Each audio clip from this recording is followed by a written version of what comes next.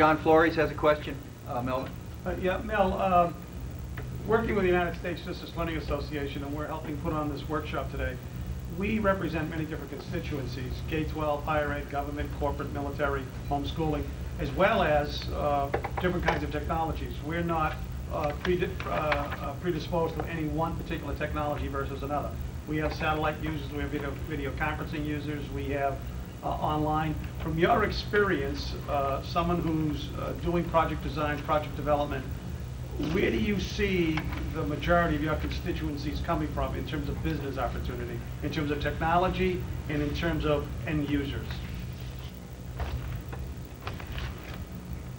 Let me see if I understand the question. Where are the majority of the customers coming from as far as technology and users? Right, are they using... That's correct.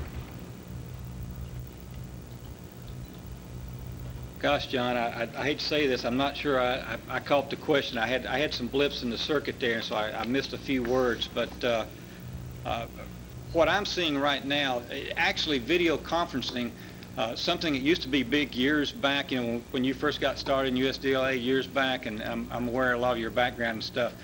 Video conferencing, as far as ISDN and a lot of the switch networks have died down. It's actually increased over the government. In fact, a huge multi-million-dollar contract right now is training VTC facilitators worldwide, because now it's gone up to what they call command and control in the government. I have the VTC rooms from the president all the way down trying to train their people how to make the conferences work, which has been very successful.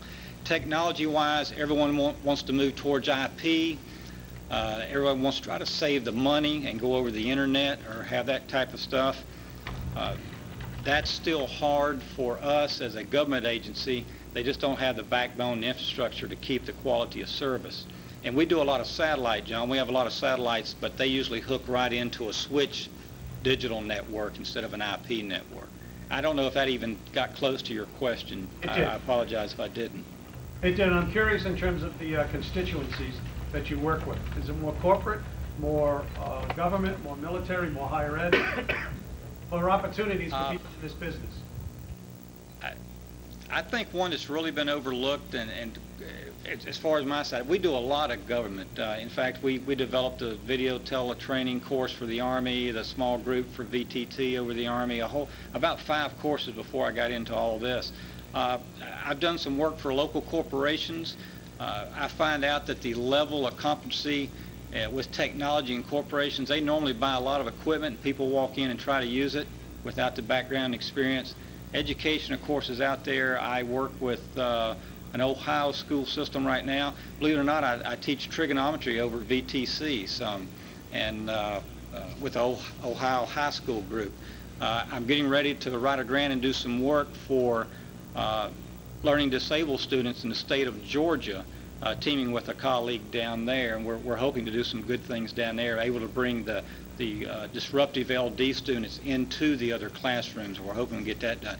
I think it's out there, John. I think the mix, from my side, I haven't seen, it's not a fair comparison for me to say this is what is, because 70% of my work's been government, but there's a lot of academia, there's a lot of corporate work to be done.